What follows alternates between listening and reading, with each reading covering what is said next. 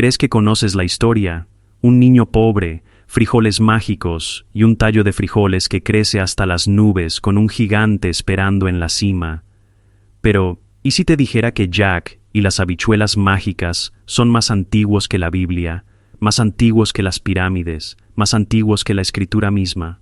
Porque enterrado bajo este cuento infantil yace un secreto, una historia transmitida de boca en boca durante más de 5000 años, un cuento de gigantes, de dioses y algo mucho más oscuro. Una vez que escuches la verdad detrás de Jack y las habichuelas mágicas, nunca volverás a verlo de la misma manera.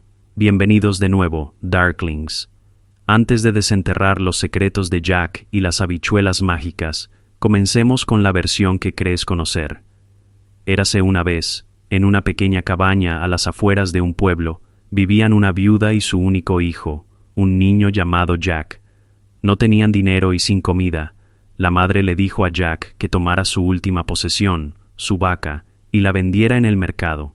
Pero en el camino Jack se encontró con un extraño. En lugar de monedas de plata, el hombre le ofreció a Jack un puñado de frijoles mágicos, dijo.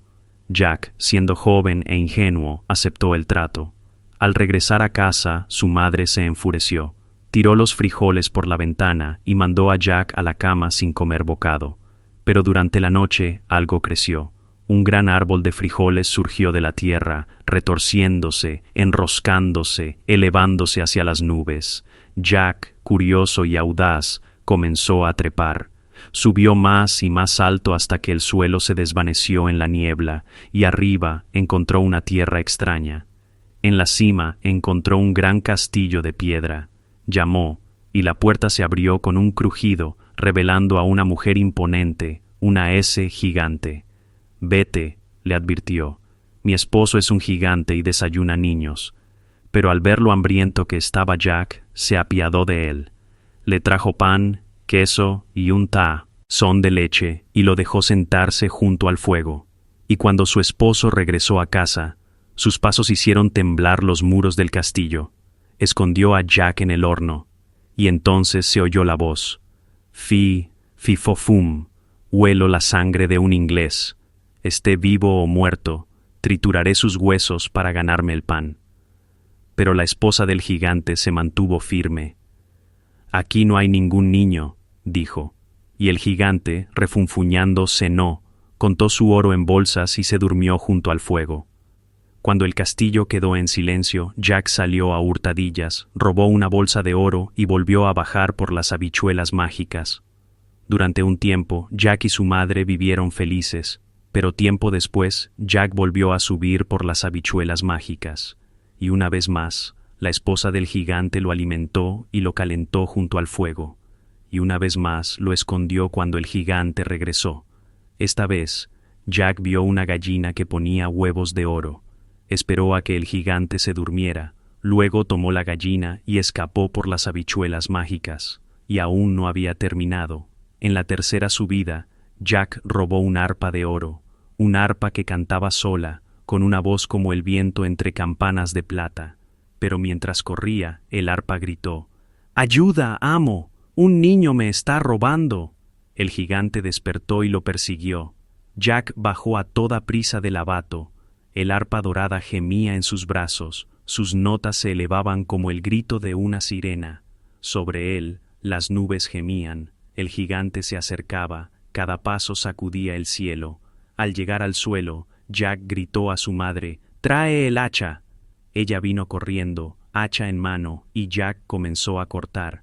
El tallo se estremeció, se partió. El gigante ya estaba a medio caer, atronando cada vez más cerca. Jack golpeó una y otra vez. Con un último golpe, el tallo se quebró, se astilló y se desprendió. El gigante cayó entre las nubes por el cielo, a la tierra con un rugido que resonó a kilómetros de distancia.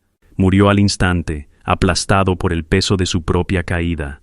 Jack y su madre vivieron felices para siempre. O eso dice la historia. El cuento que acabas de escuchar, el de las habichuelas mágicas, por el folclorista Joseph Jacobs en 1890, pero la historia de Jack no comienza ahí. De hecho, para cuando llegó a las páginas, ya era muy antigua. La primera versión impresa que conocemos es una parodia. En 1734 se publicó en Londres un pequeño folleto impreso titulado Jack Spriggins y el frijol encantado, que se burlaba abiertamente del cuento. Trataba a Jack como una figura ridícula, burlándose de la idea de que las habichuelas crecieran hasta el cielo y riéndose de la idea misma de castillos en las nubes. Pero aquí está la cuestión. No se puede parodiar algo a menos que el público ya lo conozca, lo que significa que incluso en la década de 1730, Jack y el tallo de habichuelas debió de ser tan conocido, tan familiar que se podía bromear sobre él en la prensa escrita.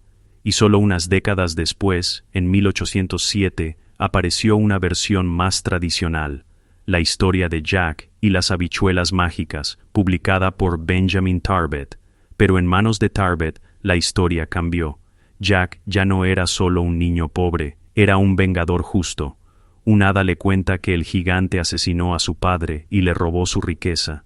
De repente Jack ya no roba, está restaurando la justicia. Fue una jugada muy victoriana, tomar un personaje travieso y caótico y transformarlo en un héroe moral. Alguien que roba no por codicia, sino por justicia, y que mata al gigante no por oro, sino por venganza. En otras palabras, le dieron a Jack una imagen moral. Pero los narradores anteriores no estaban tan preocupados por la moral. La versión que la mayoría de la gente conoce hoy en día proviene de Joseph Jacobs, folclorista y serio coleccionista de cuentos orales de toda Inglaterra. En 1890 publicó Jack y las habichuelas mágicas en su colección de cuentos de hadas ingleses, basada en una versión que había oído contar a la señora Hunt. Se cree ampliamente que la versión de Jacob refleja el cuento tal como se contó durante generaciones, mucho antes de que llegara a la imprenta, y en esa versión más antigua y pura no hay hadas, ni venganza, ni trasfondo noble, solo Jack, no necesariamente bueno, pero siempre usando la astucia y la suerte para salirse con la suya. Es un embaucador clásico, el tipo de héroe popular que no lucha con espadas, sino con astucia. Y luego está ese extraño canto del gigante, huelo la sangre de un inglés. Todos conocemos el verso, pero pocos se dan cuenta de lo antiguo que es.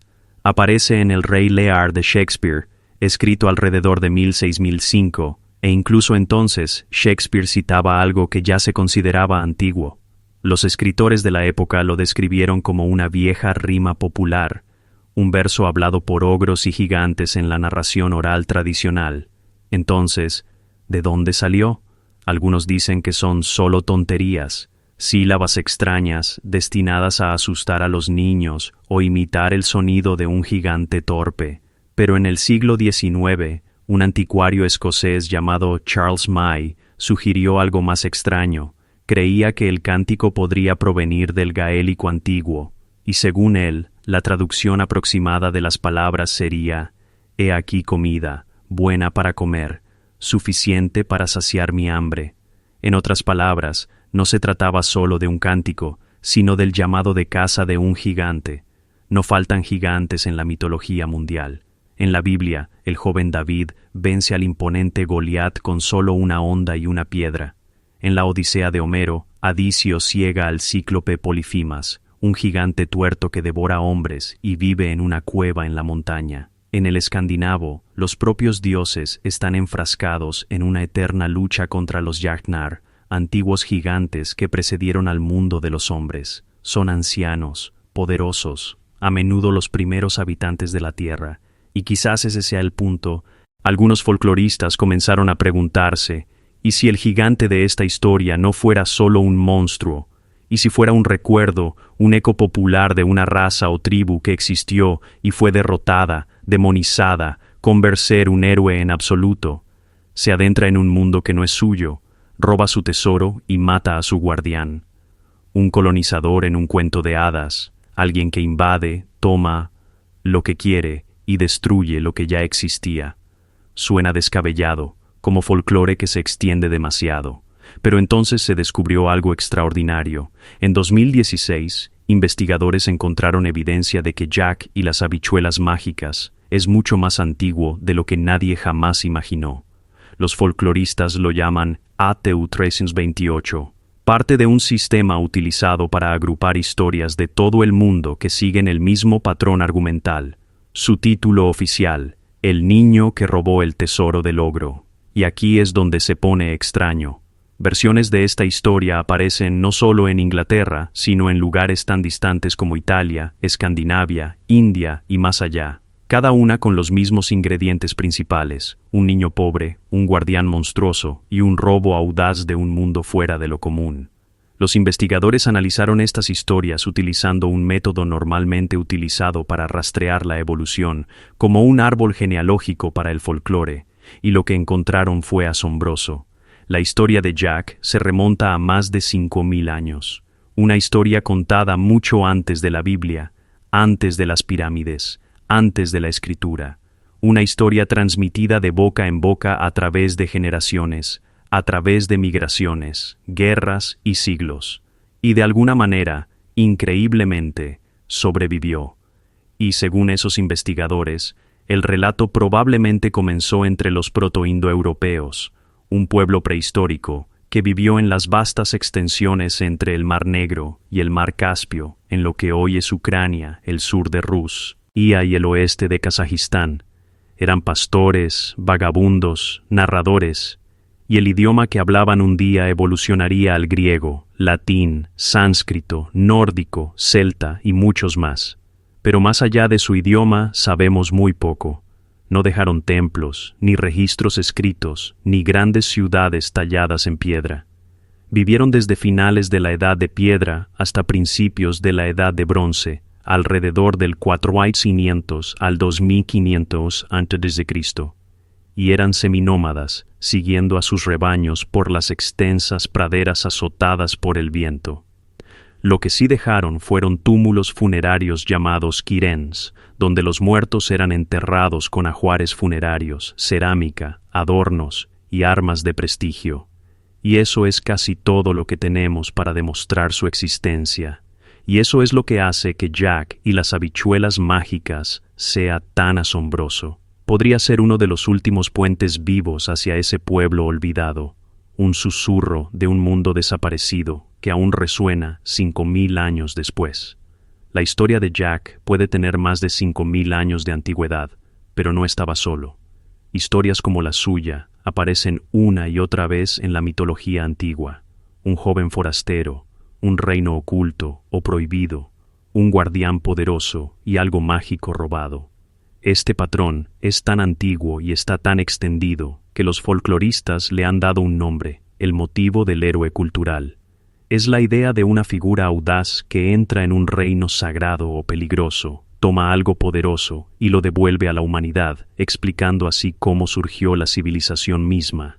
Y quizás el paralelo antiguo más claro con Jack sea Prometeo.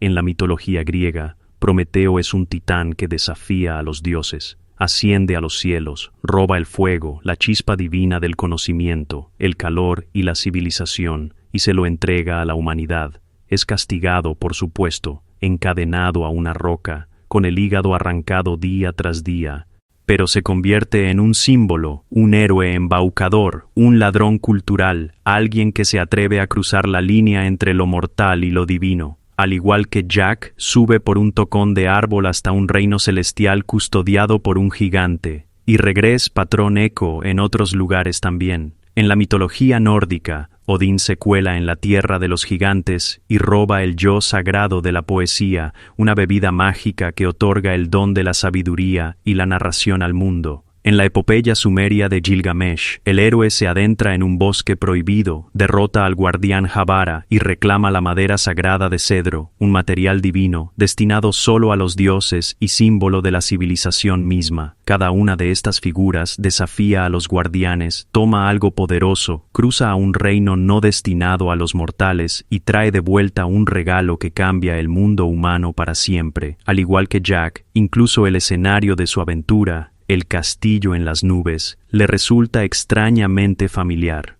En la mitología griega, los dioses viven en el monte Olimpo, ocultos en la niebla.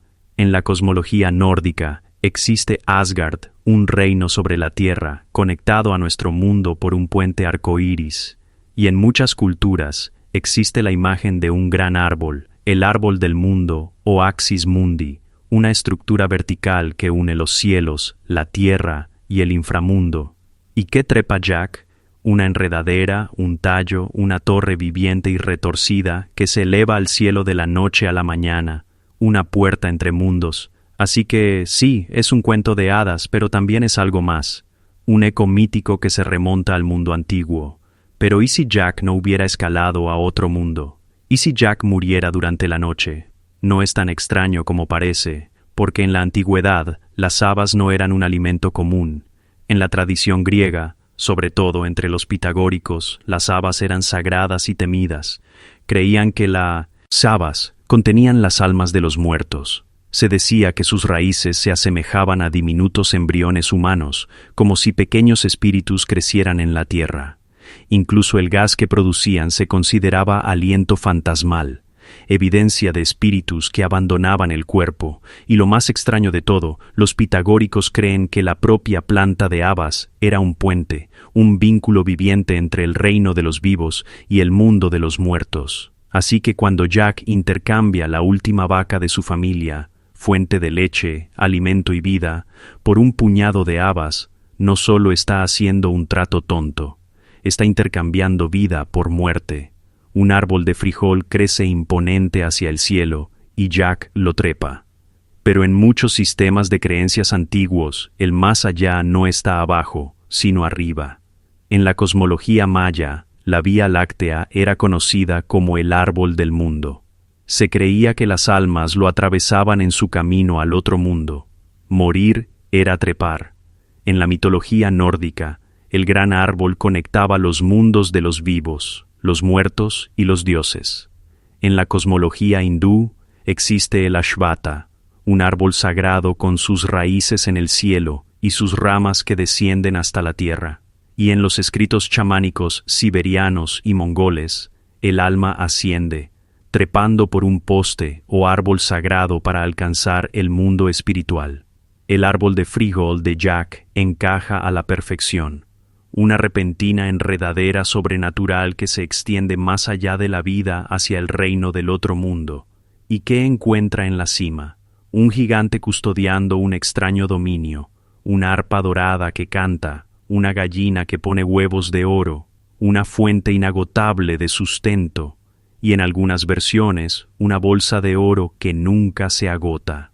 Pero estas no son solo curiosidades mágicas, son símbolos, música, sustento, inmortalidad, no meras riquezas, sino las recompensas del alma. Y el gigante, tal vez no sea un villano en absoluto, tal vez sea el guardián de los muertos, como Hades o Yama, o las muchas figuras sombrías del mito que protegen las puertas del otro mundo. Jack le roba, huye, vuelve a bajar, y luego corta el B familia de mitos que se remontan a miles de años, historias como la de Inanna descendiendo al inframundo sumerio, o la de Oreo cruzando al Hades para rescatar a Eurídice Dumuzi, el dios que muere con las estaciones y resucita. Jack asciende, se enfrenta al guardián, trae algo mágico y sobrevive, así que quizá Jack no robó a un gigante, quizá encontró lo que nos espera a todos al final de la ascensión, y si eso te inquietó, espera a saber qué sucedió en Hamelin. Haz clic para ver la escalofriante historia real del flautista de Hamelin si te atreves. Nos vemos en un próximo video.